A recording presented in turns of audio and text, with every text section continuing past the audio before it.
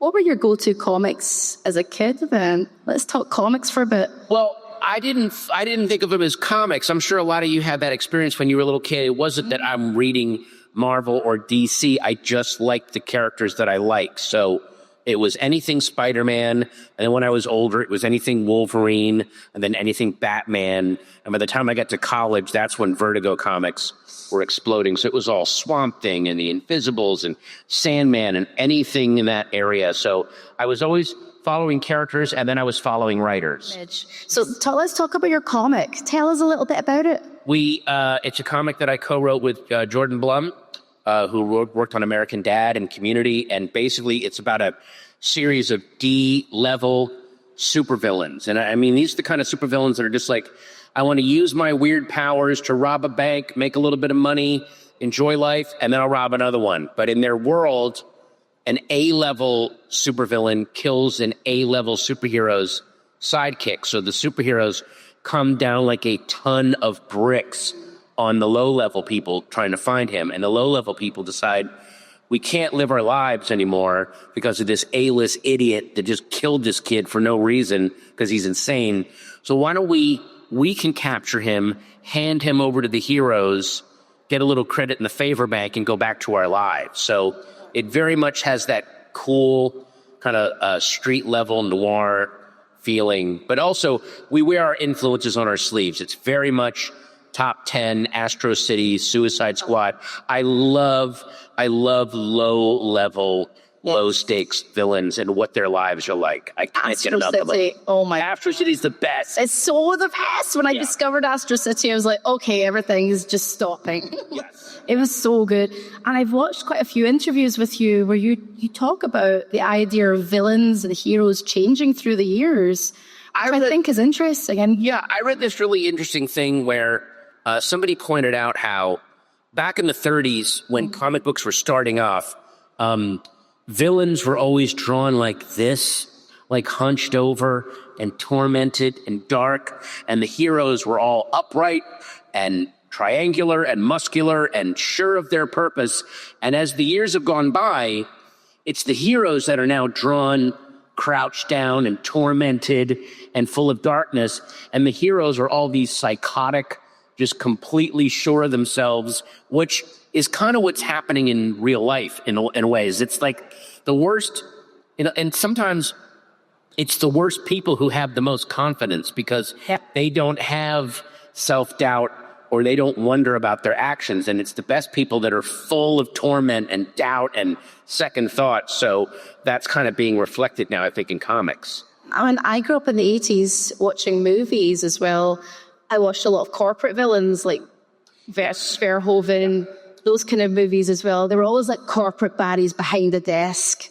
Well, it was always it's not someone who's desperate and broke and hungry, who's gotten a cheap gun and is robbing someone. It's the person who is in control that makes the system that way, that forces someone to have to live like that. So that's but again, those are also the hardest people to take down because as evil as they are, they also, what they offer is comfort and the sameness. Like, well, the system is awful, but at least you know what the system is. Mm-hmm. Whereas everyone for himself, anarchy and freedom is scary to a lot of people, it seems. And we kind of explore that in Minor Threats as well. Like, what they're upset about, they're not upset that some kid got killed, some sidekick got killed. They are upset that there was a pecking order. We knew where we were in this thing, and this guy just upset it for us. Mm-hmm. And now they're angry about that.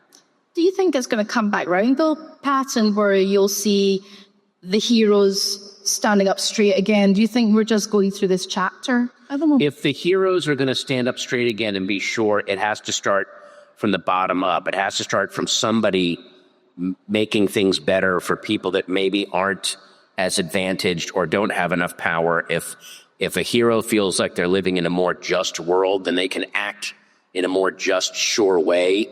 But if you truly are a hero, you truly are wired into what's going on in the world, you're going to be, someone pointed out, if you're depressed and exhausted right now, that actually means you're mentally healthy because you're paying attention to what's going on. Like, it's the people that are totally like, things are great, those are the people that need to be on some pills. As a writer, do you feel a responsibility in terms of your writing that someone might read that, be influenced enough to then, I guess, change their views, opinions in life? I mean, I hope that I am doing something for the better, but I think when you read anyone's writing or you look at anything creative, what you're looking at is the result of somebody else being influenced by art and writing. So if you're influenced by it or you get a different point of view, you're just part of the chain of influence that's actually been going on for a while. If you read a comic book now by someone like Dennis Camp, but that guy was influenced by, maybe Alan Moore. Alan Moore was influenced. So you see the line of influence and jump in the line, like let yourself be influenced and then see who you end up influencing. I just realized something. There's a lot of times some of the best issues of a comic book happen when the writers and artists see that it's not selling any copies, like it's just not clicking. So they go, well, we can just do whatever we want because no one's reading this.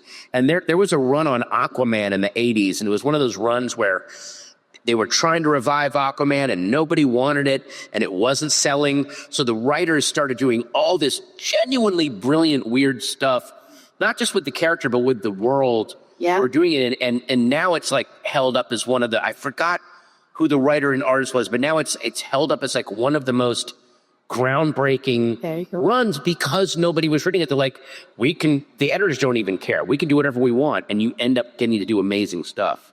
Which comic book inspired you to create Minor Threats? Which comic inspired you to? The big one for me is the run on Suicide Squad back in the 80s, John Ostrander. There's this very specific panel that kind of scarred me for life and made me want to do the kind of comics I do, where Captain Boomerang is kind of moonlighting as a hero, as a criminal at night, and he has to change back into his Captain Boomerang uniform and get back into Belle Reve. And there's a panel, he's in his apartment, and in the closet are all these extra Captain Boomerang outfits hanging on hangers. And that little detail of, oh yeah, he'd have to have more than one uniform to be ready. And if there's multiple ones on hangers, it means there is a day where Captain Boomerang, probably in his civilian clothes, is at a laundromat making sure these things are washed and going, I got to separate the darks from the whites. I don't want them to bleed in. Like, I love all of the little human, the human drudgery to superheroes. I'll never get tired of that. I love that. So that one panel is a huge influence on me. Now you've got your comic book. Are you now much more in control of the whole production than you were, say, as the voice of Remy? Yes, comic books is a wonderfully dictatorial post where basically, because there's not massive amounts of money being spent, and we're working at Dark Horse where it's all creator owned.